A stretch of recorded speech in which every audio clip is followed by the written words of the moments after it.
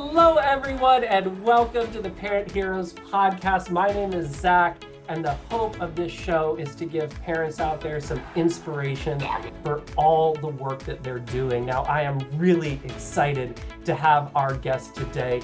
As soon as I heard about some of the work that she had done in the community with the school system, I was immediately inspired to bring her on as a guest. And then when we got to talking and I learned more about what she does in helping families with wealth and her own background, but mostly the attitude of this woman, a rock star indeed. So without further ado, I am excited to welcome Abbe Large to the show. Abbe, how you doing today? Hi, Zach. It's really great to be here. Thanks for having me.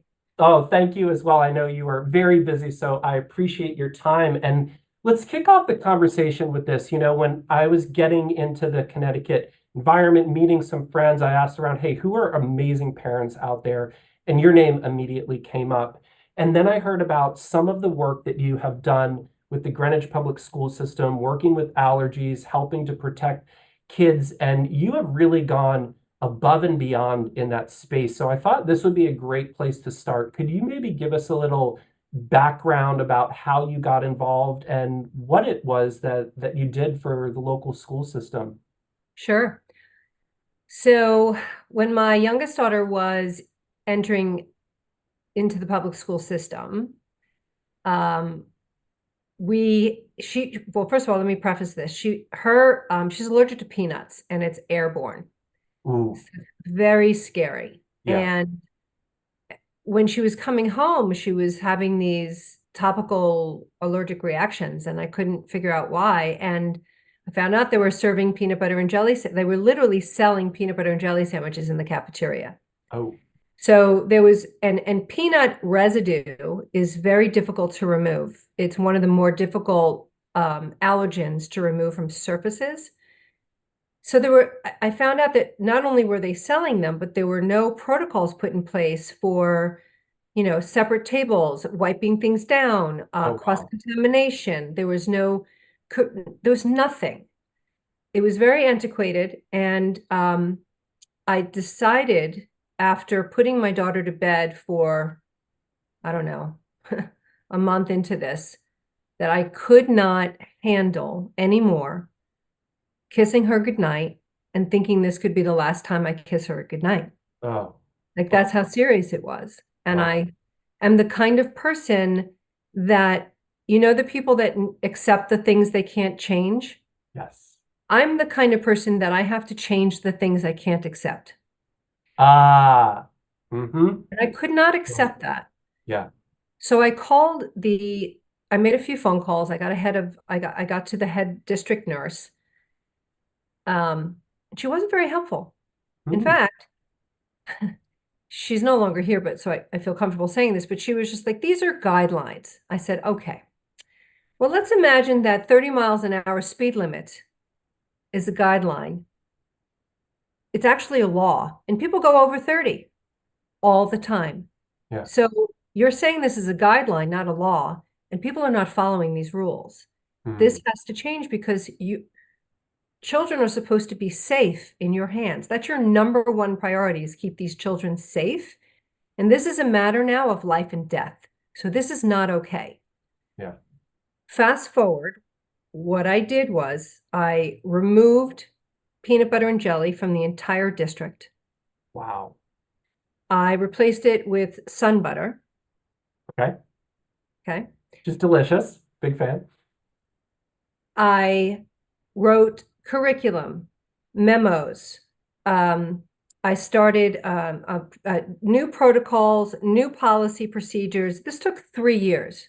Wow. What I did was, which by the way, in a public school system is very fast. Okay. Normally it takes decades sometimes. I Wow. mean, Yeah. when you're dealing with bureaucracy and politics and town government. So I put my business hat on, and the most important thing that I can share with your audience is that you need to understand people, Mhm. process, and politics. Wow. It really, like you need to understand that. And so once you understand that, you can find people within the district, you figure out what their superpowers are. Ah, And then you work with them to help you with those superpowers, because everyone's got a superpower and you've got to figure that out. And then you're coming not just yourself, but you get everybody on board. So it became a movement. And one of the things that we moved the needle on was starting an allergy awareness program for the individual elementary schools. There are 15 schools in the district. There are 11 elementary schools, 3 junior high schools, and they all funnel through to the one high school. yeah. So it was imperative K through 8, really, well, really K through 6, to start this allergy awareness program to help people understand, because no parent wants to really hurt a child. They just don't understand. So when you get a reaction like, oh, please, they'll be fine, or those weird reactions that some people could give to parents that deal with allergies, with children with their allergies,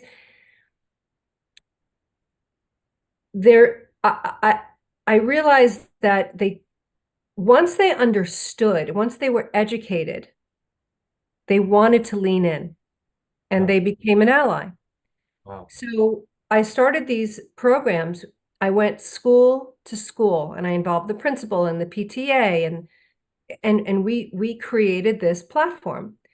That was a huge undertaking because I wanted to promote peer-to-peer advocacy. I wanted to promote self-advocacy, education. So these are the things that are imperative because children with food allergies have to live with this. They can't just eat. So think about that. You sit down, you go to a restaurant, you don't think about whether you could live or die. Yeah. In that moment, you don't think about, oh, if I eat a hamburger, I'm fine, right? Like nobody thinks about that has a life-threatening food allergy. But when you live with a life-threatening food allergy, you can't just eat. Yeah. And that's an issue. It's an issue for play dates. It's an issue for parties. It's an issue for food that comes into the schools. So it was a huge undertaking for people to be educated and understand, to educate the nurses, to educate the parents, to educate the principals, to educate the kids with food allergies, to educate the kids with no food allergies, to educate the parents who don't have kids with food allergies. It was a lot. Wow. But this was my mission because I refused to allow my child to feel the way she was feeling, and I refused to feel the way I was feeling. So I had to change it. Took 3 years, but I think if you Google, there was a couple that called me. They Googled, what's the safest public school to send your kid with food allergies? And my name popped up. Wow. And they called me, and they actually moved here. No kidding. Yeah, so it was Wow. really wild. So the last step was then creating a curriculum K through 12. I created these lessons, K through 12. Now, I did hire help. I hired a woman, and I'm giving a shout out right now. Oh my God, I'm forgetting her last name. Sandy. Oh my God, Sandy. I'll remember it after this call. Shout out to Sandy. Thank you. I'm gonna have to give a shout. Kornblum, Sandy Kornblum. This is what she does for a living. Like she helps people with like parents who just discover that their kids have food allergies and what to do. It's a whole thing. Yeah. But she helps navigate families with that. So I out of my own money hired her to help me move through this process because I needed that partner. I needed that thought partner to help write things, help coordinate things, help strategize. So she became a really big asset for me. Albeit I paid her, but it was huge. So we wrote curriculum, and the relationship that I have with head people in the district, I was able to get that curriculum implemented. So that was like the last step because we need this ongoing education. So that's kind of soup to nuts what I did. This is amazing. And I thank you for sharing this story. I imagine there were times where this was incredibly difficult, daunting, and you know, for you, it was a life-threatening situation, but we're also in a time of incredible parent advocacy. So the reason I want to share this, and I hope that people get some tips from this, is even just staying on top of your kids and their teachers and what's going on. I love what you said about building allies, about understanding the people and the politics, how to get people on board, because I think that, and I can speak from experience being in the school system, that some of the frustration comes out immediately as blame or yelling at, and and I'm sure you had to learn this over time, but it's so powerful to lean on people's superpowers to find out who could help. And it sounds like you had to build and develop, in even out of your own pocket, a team to help with this. So, I did. And you just brought up a point because what I very, very quickly learned was that I wasn't the first parent to complain, but what I very quickly realized is that those parents that said something, they received an answer and their emotions took over and they reacted and they got pushed to the corner and nothing got done. And that happens all the time. So it's very important. People process politics, however you want to say it. So important to understand that, to not react, but you need to seek to understand before you're understood. That was a lesson I learned. wow, killer points here. And congratulations on your effort. Like I said, as someone Thank who's you. worked to implement change, when I was in the school system, I hit a pinnacle where I was like, man, I either need to go into politics or approach this from a completely different approach. And so I have a lot of admiration for what you've done. And I hope parents, whether they're in a really tough bind as you are, or even just trying to advocate for their children, that they could take away some of this. I'd love to back up a little bit because you obviously did not become this kind of person just through this one situation. And so I know when we were chatting previously, you talked about a particular teacher in your past that had an impact on you. And as an educator, I know there's a lot of educators in our audience here. Maybe you could share a little bit about how you sort of develop some of your mentalities, your strengths, and the role of even just a single teacher can have on a person. Would you mind sharing a little bit about that? It's really interesting that you just asked that question because I literally just told somebody an hour ago, because I've been hearing the word trailblazer lately. Oh, okay. I'm hearing this word a lot about me and someone that paves the path. And my husband called me a unicorn last night, and I'm like, why am I a unicorn? Like, I don't see this. Like, I'm just being me. Yeah. But then I really thought about it, and I realized that most of my young life was really hard. I didn't have parents that supported me. They both worked. I don't remember either of them reading to me as a child. Like they were just too young. I don't know. They just weren't, whatever. They weren't great parents. They weren't the way I'm a parenting now. But that's why I'm parenting the way I'm parenting because of that. So, but I had a learning disability that was not diagnosed at all until we did some testing for my younger daughter. And I realized that, oh my gosh, I have that same problem of processing, right? Like I just need more time. Hmm. And at at 55, I think I went to go get my 504 plan. Oh, wow. I mean, who Wow. does that at 55, right? Because I had to take all these tests Yeah. for my profession and I had test anxiety and I needed to get over that to advance myself. And, failure's not an option for me. So I just did what I had to do. Yeah.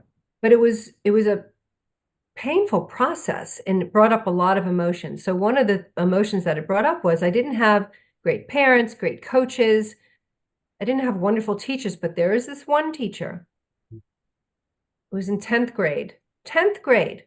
How old are you when you're in 10th grade? You're 14, 16? 15, yeah, maybe 16, yeah. 14, 15, 16? She said, stay after class. I said, oh God, I'm in trouble. And she gave me a book. She said, open up a page and read it out loud. I had no idea what she was doing. So I did. She said, what did you just read? I couldn't answer her.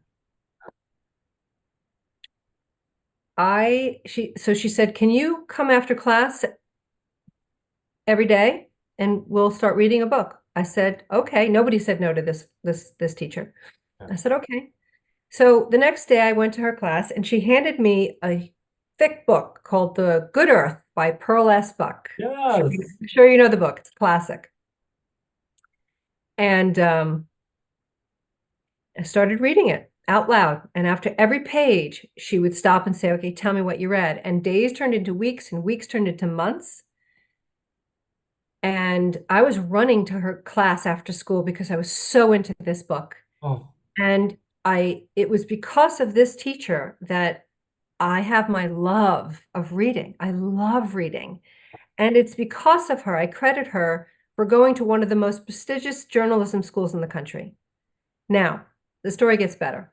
So I'm telling my husband, I'm sorry, I'm just getting over a cold. I'm telling my husband about this story. He says, why don't you reach out to her and let her know? So I Googled her, I found her, I sent her an email. I didn't hear back from her. I said, she's either deceased or she's traveling, one of the two, okay. because she would never not answer me. Well, about a year goes by and I get an invitation to my 30th high school reunion. And guess who the guest of honor is? This No, teacher. this teacher still having an impact.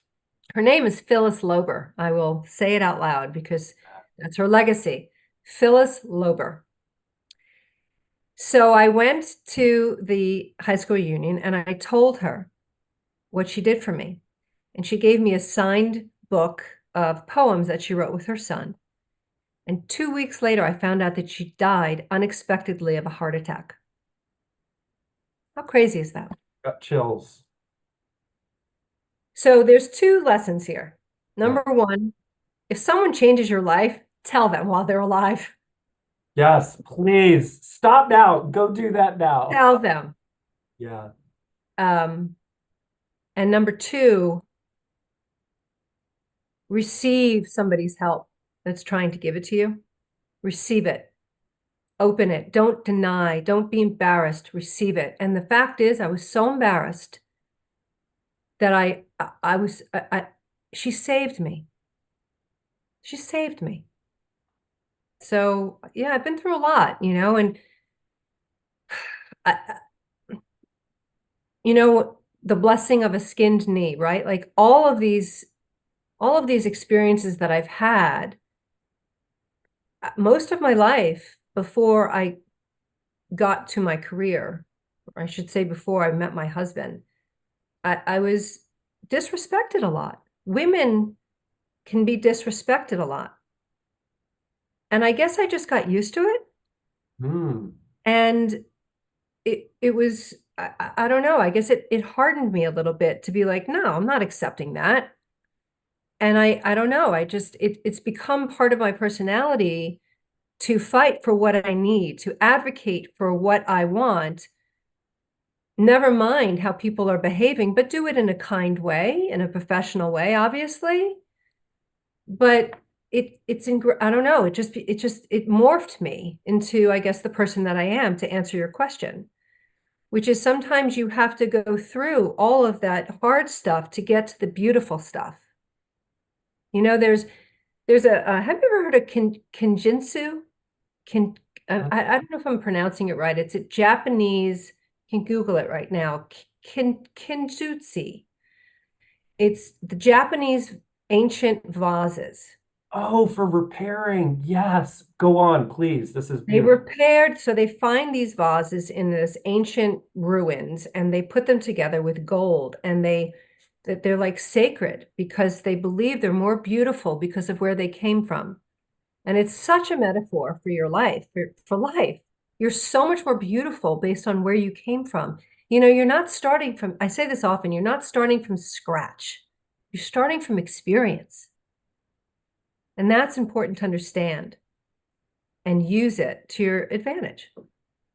I mean, that is so beautiful. And as a teacher and as someone who became a teacher, largely because of the bad experiences I've had, I was like, I could do this better, but there were some very meaningful, very powerful ones. And I think we could all look back and find someone, but also for those that are out there educating and for the parents, like, I got taught when I was teaching, you never know what it is that they're going to remember about you. You Yeah. don't always know. And so it could be a single interaction or it could be a really powerful effort that went on for quite some time. So shout out to everyone and please go thank the people that helped you get here today because it's so meaningful and so beautiful. And so thank you for sharing that. And I think that this leads into another good conversation topic, which is, when I got to meet you and then I met your husband and it came out particularly with him, Kate and I both got to meet him and we walked away going, these are the parents we love. We've both worked with a lot of parents, Kate having helped kids into Ivy League schools for all of her career. My experience as a high school teacher, professor, private coach, all sorts of it. There's a range of parents, some that are very hands off just because they're busy with life or because it's not on their radar. And then there are some that are on the other end and very hand holding. We deal with a lot of helicopter parents or things like that, where they're almost doing more work than their kids are.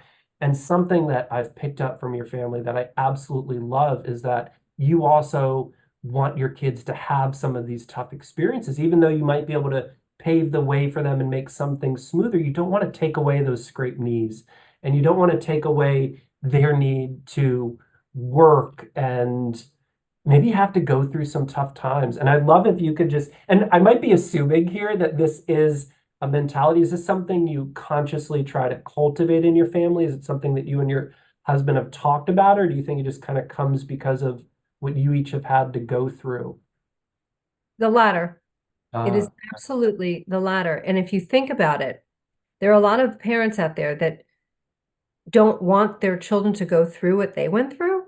yeah. Oh, yeah. But how did you get to how you were if you didn't go through it? Yeah. It's real simple.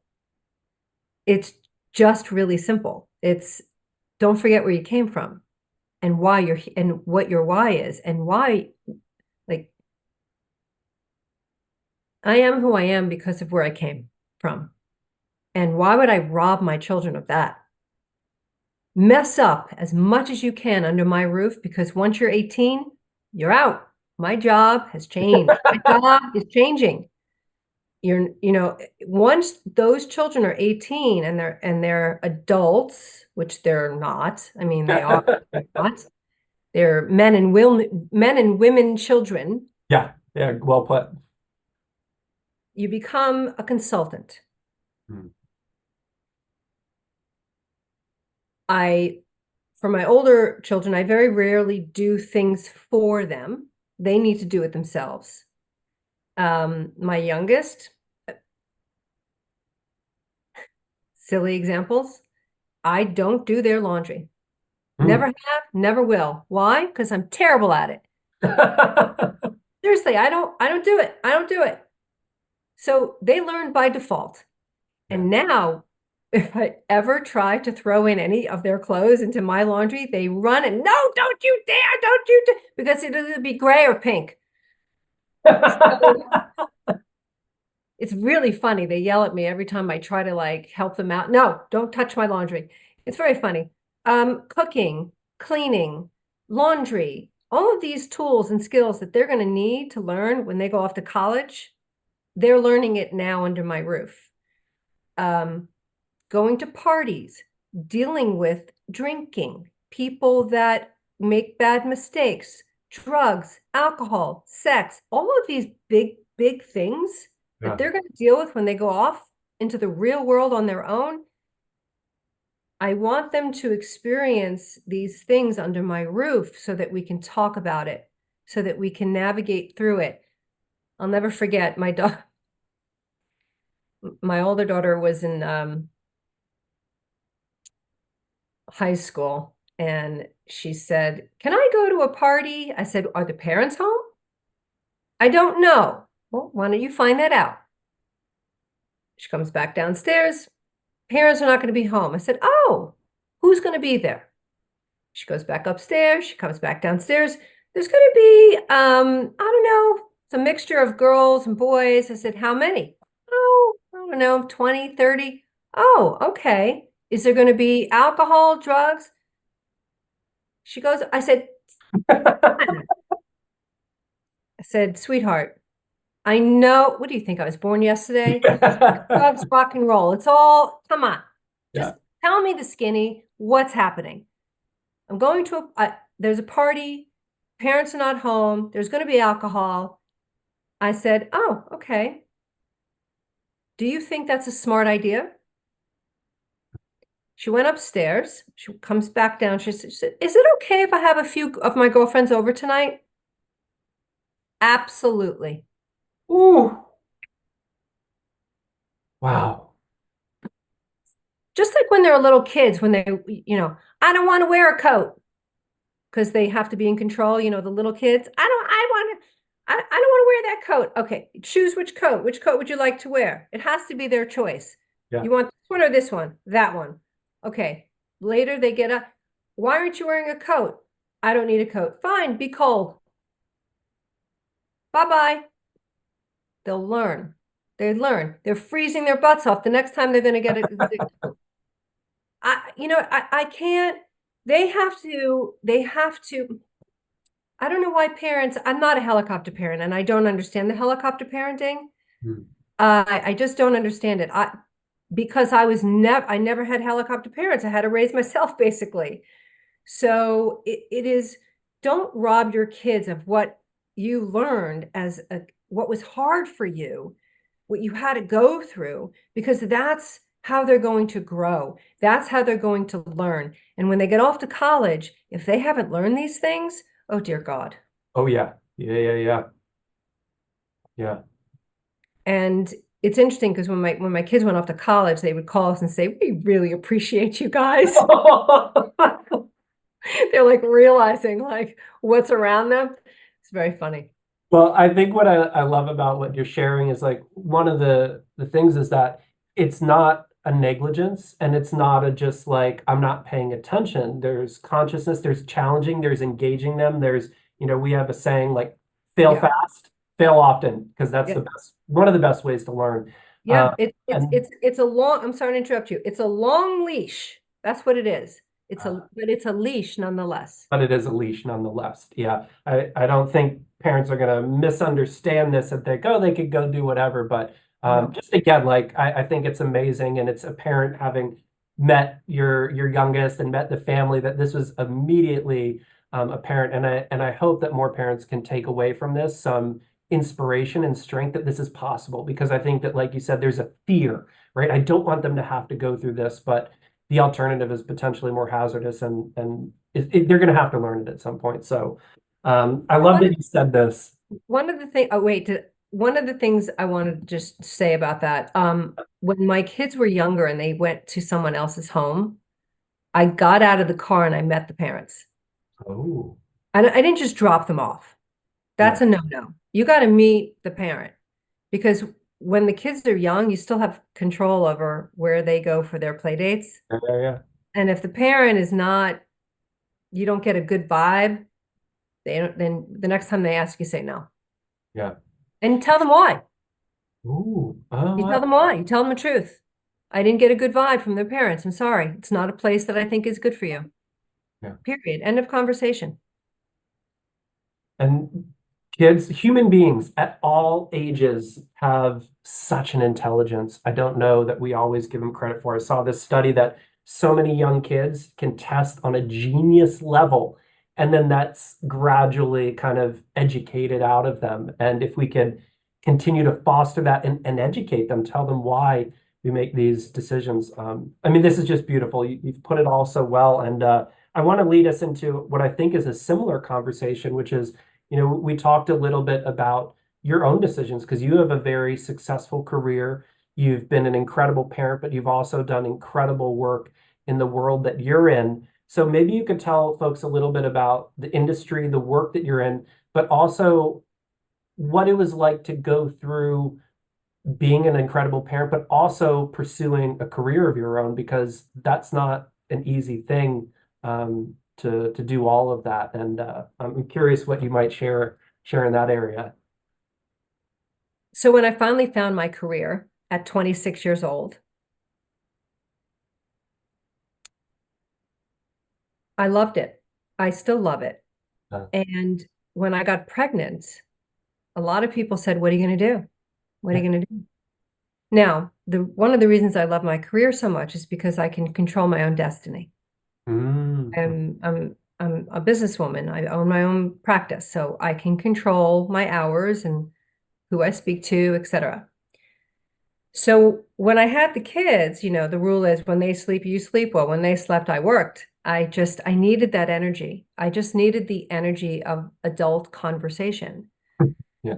And it was funny because I used to go into the office on Tuesdays and Thursdays. I experimented with Monday, Wednesday, Friday, Tuesday, Wednesday, Thursday. I just felt like Tuesday and Thursday were great. Now, I was fortunate enough to be able to afford help, and Mm, that is also extremely important. And I want to talk a little bit about that because your home is also your business, and you have to invest back in your business in order for it to grow and thrive. ooh. And I treated my home as my business as well. My children are that is my number one business. Yeah. So I needed to have assistance at home in order to keep that business running. So I immediately found, by the grace of God, an angel sent from heaven, who, by the way, has been with us for 23 years. Oh my God, it's amazing. Wow. Amazing. She's like a mother to all of us and still is. And she's in this house right now. I mean, she's just, I've been so blessed to find somebody. But I would highly recommend that people look to the home as their business as well, and to invest in that into people that can help you at home, because you'll do things that you don't enjoy. And a lot of emotion, negative emotion, comes from that, doing things that you don't enjoy. Yeah. So I focus on the things that I enjoyed, because if mama ain't happy, ain't nobody happy. Oh no, that's a tough house. That's a tough And we know this. We house. know this. Everybody should know this. Husbands that are listening, if you don't know this, you better know that. Yeah. Kids that are listening, anyone that's listening, if mama ain't happy, ain't nobody happy. And so what made me happy was going into the office, and there were often times where that was the only place people would listen to me. Oh my goodness. Yeah. And that was great.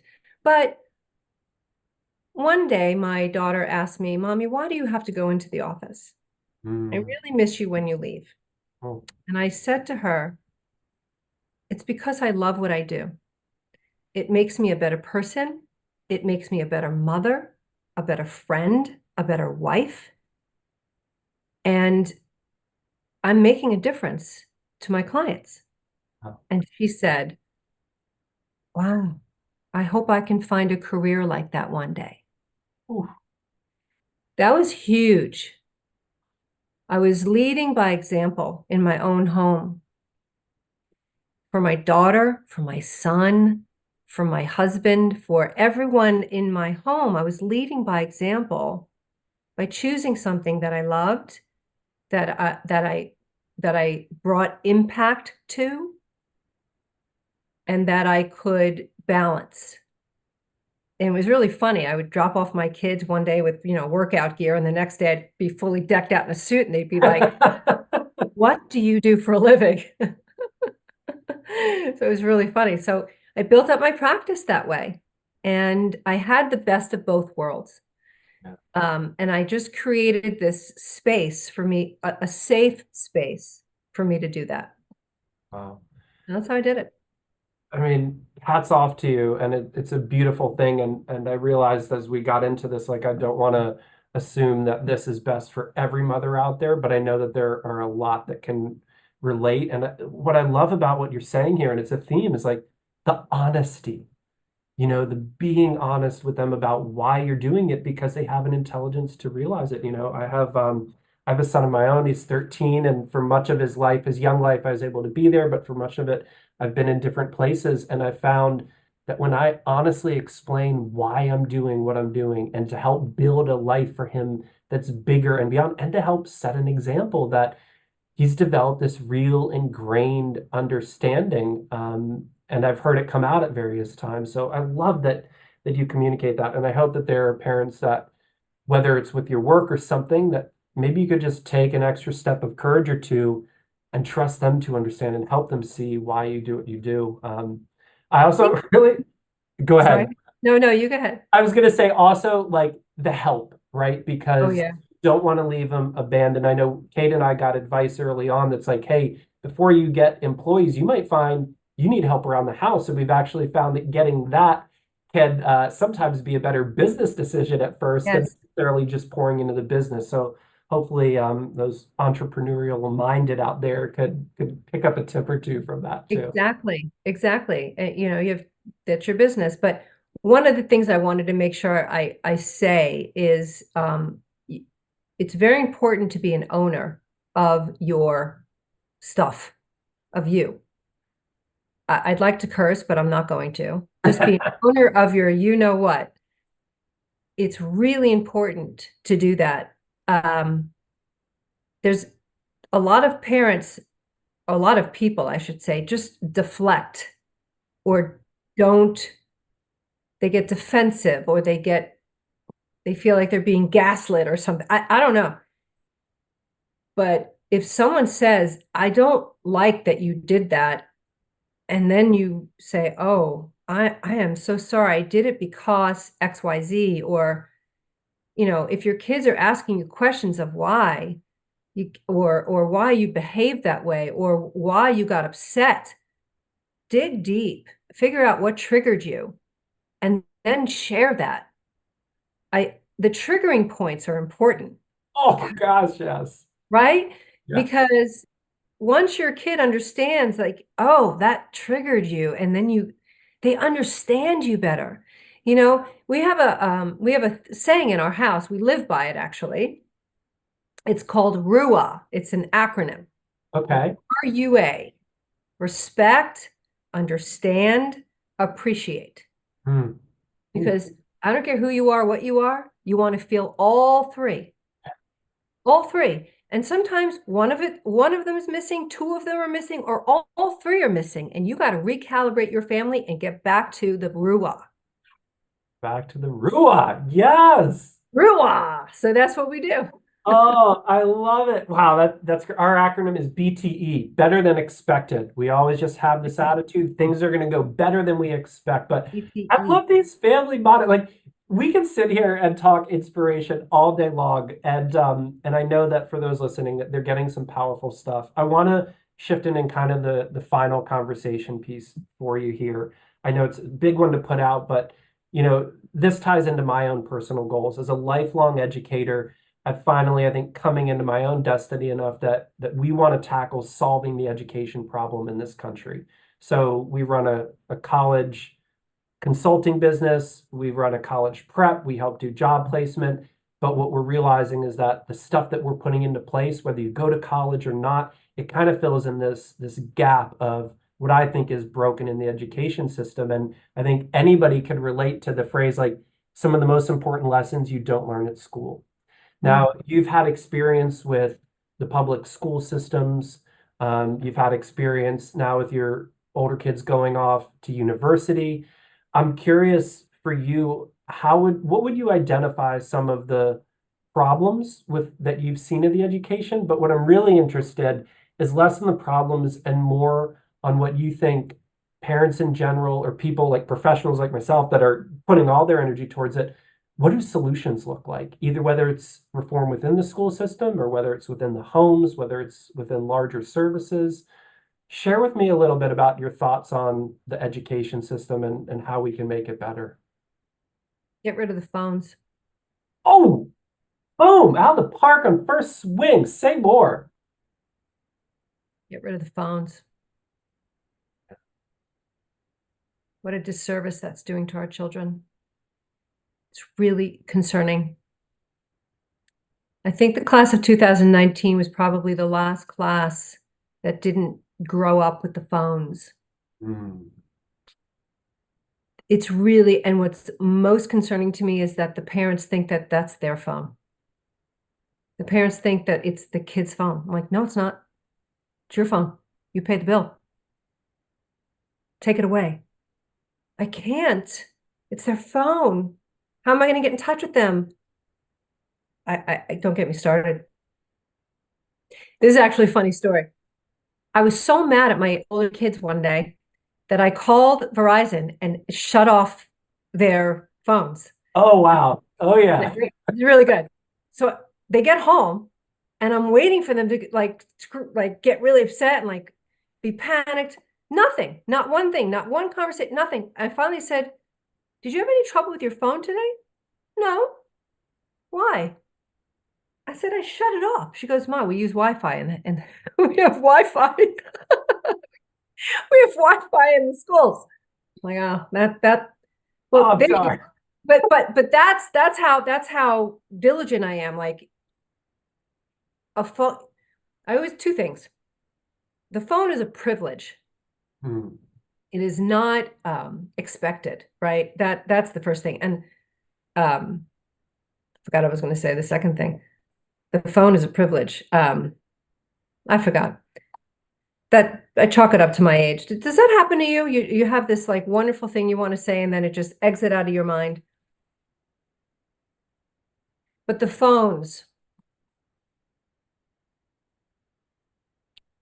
oh, it's it's the strength to realize that your kid is actually addicted. Mm. And by the way, so are you probably, Oh, yeah. Yeah. right? And every time they're on their phone, they're not learning how to socialize. They're not learning how to communicate well. Everything's on text. And what's blowing my mind is that adults are having these conversations with me about, conversations that they're having over text. And then I zoom out and I say, was this conversation, was this all over text? And they say, yes. I said, pick up the phone. Pick up the phone. I was driving with my youngest and they were texting, and that she was stressed out texting about plans. I said, just pick up the phone. So I made her pick up the phone. She picked up the phone. It took 2 minutes. Conversation over. I said, you see? Oh, Do wow. you understand now what picking up the phone means? So I think that the schools need to do a better job at not being so reliant on, I think technology is great. Don't get me wrong. Yeah. It's great. But I think it's out of hand. And that's one part of the problem. I think COVID really screwed a lot of people up,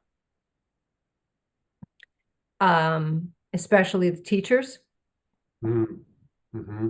I think that they're not being respected, understood, or appreciated. Yeah. And that has to change. I'm concerned where the curriculum is going. I'm very concerned. So we need people like you and Kate. We need people like you and Kate to drive home to the parents these issues. And it starts in the home. 100%. It starts in the home. 100%. You have 100% control of your kid until the age of 18. You have 18 years to do your job. That's it. 18 years. And it goes by like that. So make it count. And if you say something, stick to it. If you say, I see it all the time. If you don't get off your phone, we're going to leave. They don't leave. Yeah. If you don't stop acting like this, we're going to get out of here. And they don't get out of there. So what does that say to the kid? Oh, false promises. I can do whatever I want. They're not gonna, nothing's gonna happen. Not with me. My my kids knew if I said something, I meant it. I believe you. I believe Oh, you. I meant it. Yeah. So that's a not it's a three-legged stool, and I think it's not just the education system. It's the parent system too that has to be involved. It is a three-legged stool. It is the school, the parent, and the child. It's three-legged. It is not put my kid in school, let them babysit my kid, let them learn what they learn and come home and like, no. I always ask my kids, tell me two things that are true that happened today and one thing that's not true. And let me guess which one's not true. And that's how you get them to talk. Oh, I like that. Yeah. You can like it up until they're around 16, because when they're 16, they're like, I don't want to do that I anymore. don't want to play anymore. Yeah. But when they're Uh, in elementary school, that trick works well. I like that. And then you can find out what's going on in the school. And that's how you get involved, right? You can find out what kind of conversations they had with the teacher or what they were being taught. And then you could send an email, pick up the phone. Hey, this is what I've heard. Tell me more about that. Remember, seek to understand before you understood, because there's a perspective that your kid has, but then you got to get the other perspective. Yeah, true. So I would add to that in that way, in that light. So powerful, everything you said. One of the things I love about the work I do now is that we're so involved with families. Like, I almost feel sometimes like our service is more for the family than just the kid, and everything that happens, we're getting feedback from the parents. We're doing this, and I've begun to feel, like you said, that a true solution can't just be in the education system, that it really does need to involve the home. But I think, man, the hardest hitting thing you said there is like, it's not just the kids that are addicted, but it's potentially us and the parents, right? So getting our heads out of that, how many families you see at dinner, and everybody's on the phone, right? And bringing back those communication skills. We saw, we have an interesting lens into what happened with COVID, and we just saw the Mhm. ability to write, the ability to, Kate calls it popcorn brain, the ability to focus plummet. Now, we're going to stay off the conspiracy theory of like, is there a larger thing trying to dumb down the population, whether it's on purpose or by accident? There's definitely something to that. So I hope that folks can take this to heart, and that, I mean, I think it comes down to a courage and a strength within the families to, someone's got to lead the charge. Someone's got to have their word matter and follow through on these things. And I think the other beautiful takeaway of what you said is, at the heart of it is not just, oh, they need to do better at math or make them do their homework. It's really simpler than that in a way. Solutions are sometimes so much simpler than we see if we're just looking at the problem. And I really got nothing more to add. That was really beautifully put. I will add this, two things. Have dinner with your kids every night. At least try to. At minimum, once a week, at minimum. But we made it a point to have dinner almost every night. Wow. That is the most important time. The other important time is when they're in your car. Ah, Time capsule. time capsule. They got you, you got them.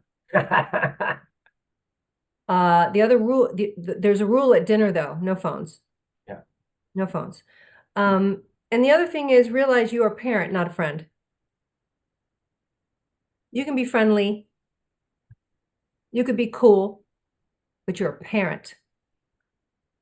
That is really, that's a line you gotta make sure your kids know, I am your parent, I am not your friend. You can, you can hate me all you want. They'll get over it. They'll get over it.